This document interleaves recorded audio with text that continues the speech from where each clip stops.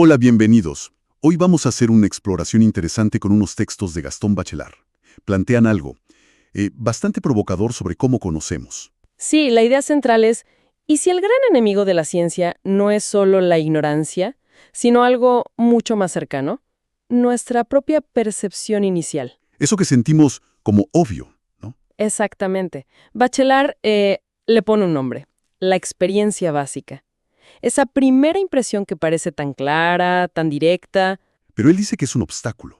argumenta que, y aquí está lo paradójico, es el primer gran obstáculo para formar un espíritu verdaderamente científico. Justamente porque parece tan obvia, no invita a que la cuestionemos. Se da por sentada. Suena casi, sí, contradictorio. Uno pensaría que siempre partimos de la experiencia. Claro, pero él dice que hay que luchar contra esa inmediatez. Y para ilustrarlo, bueno, los textos nos llevan al siglo XVIII, ¿verdad?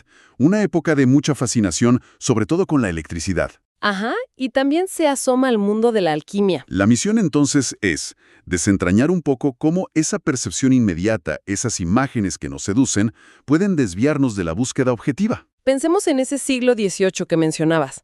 Había libros muy populares como el Spectacles de la Nature, de Pluch. Ah, sí, he oído de él. Bueno, resulta que mezclaban observación, a veces muy detallada, Ajá. con moralina, con consejos prácticos, pero sin un rigor crítico claro, ¿sabes? Buscaban más como maravillar, ¿no?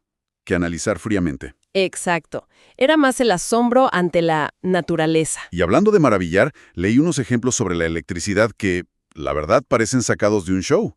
Demostraciones públicas muy llamativas. Totalmente. Fíjate, el Abad Model, por ejemplo, hizo pasar una descarga eléctrica a través de 240 monjas en cadena. 240.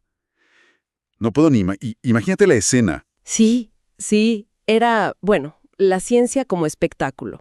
O Priestley, que describía experimentos electrizando animales, creo que hasta un pavo. Un pavo. Sí, y calificaba estos experimentos de fáciles y agradables. Era esa fascinación por ver qué pasaba, por el empirismo puro. Entiendo el punto. La espectacularidad podía, como eclipsar el análisis más profundo, ¿no? Precisamente. Era la seducción de la observación directa, pero a menudo faltaba la medición cuidadosa, el análisis cuantitativo, o, más importante aún, cuestionar las ideas que ya tenían. Como el caso de Priestley, con el oxígeno. Exacto. Estuvo muy, muy cerca de aislarlo, de entender qué era, pero estaba tan aferrado a la teoría del flogisto, esa sustancia que se suponía se liberaba al quemar algo. Una idea que hoy suena extraña, pero que dominaba en la época. Claro, y esa teoría previa le impidió ver lo que tenía delante. Es un ejemplo perfecto de cómo una idea preconcebida puede ser un obstáculo. Esa tensión entre la fascinación y el rigor es muy clara. Y Bachelard nos lleva luego a otro terreno, uno donde la subjetividad parece reinar. La alquimia. Sí, la presenta como un caso, digamos, extremo. Sugiere que para entender la alquimia hay que analizarla casi psicológicamente. No solo como química antigua. No solo eso. Dice que es como una proyección de la psique, de la intimidad del alquimista sobre la materia con la que trabaja. Hay una relación muy personal, casi afectiva. Afectiva. Sí, Silverer, otro autor que cita, habla de sembrar amor en el proceso alquímico. La idea era que la purificación de los metales corría en paralelo a la purificación del alma del alquimista. O sea que si un experimento fallaba, no era culpa del método o de los materiales. Muchas veces no. Se interpretaba como una falla moral del propio alquimista. Quizás le faltó paciencia, o pureza, o fe. La subjetividad lo tenía todo. Ya veo. Eso hacía muy difícil una evaluación, pues objetiva de los procedimientos. Imposible, prácticamente. Y esto conecta con otro punto que me pareció clave en los textos.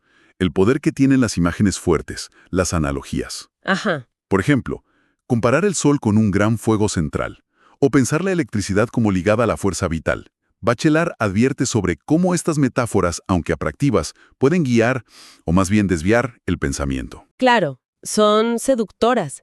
Igual que la fascinación casi infantil a veces por las reacciones químicas muy vistosas, ¿no? Como las explosiones que atraían a los jóvenes químicos. Cierto. Él argumenta que el pensamiento científico Necesita abstraerse de lo pintoresco, de la anécdota llamativa que captura la atención, pero que, en el fondo, no explica el fenómeno rigurosamente. Requiere como una vigilancia constante. Sí, una vigilancia contra esas primeras impresiones, esas imágenes fáciles, y también contra las racionalizaciones que hacemos después para justificar nuestras intuiciones. Entonces, al final, ¿cuál sería el gran mensaje de esta exploración de Bachelard? ¿Qué nos llevamos? Pues yo creo que la idea principal es que avanzar en el conocimiento científico no es un camino, digamos, lineal y tranquilo de acumular hechos. Es más bien una lucha. Exacto. Implica una lucha activa, constante, contra nuestras percepciones más inmediatas, nuestras intuiciones más cómodas y esas imágenes que nos cautivan tan fácilmente. Por eso habla de la necesidad de un psicoanálisis del conocimiento objetivo. Suena fuerte. Sí, pero la idea es esa. Ser conscientes, hacer un autoexamen constante para detectar cómo nuestra propia subjetividad, nuestras emociones, nuestras metáforas favoritas, la simple seducción de lo obvio, puede ser el primer obstáculo a superar. Un autoexamen. Y eso, claro, nos deja pensando. Más allá de la ciencia formal, en nuestra vida cotidiana, ¿no? Totalmente. ¿De qué maneras esas experiencias básicas nuestras, esas certezas que sentimos rápido, esas intuiciones que no cuestionamos, podrían estar moldeando nuestra forma de ver el mundo? Y quizá, sin darnos cuenta, impidiéndonos ver otras perspectivas, otras formas de entender la complejidad que nos rodea hoy. Algo para reflexionar, sin duda.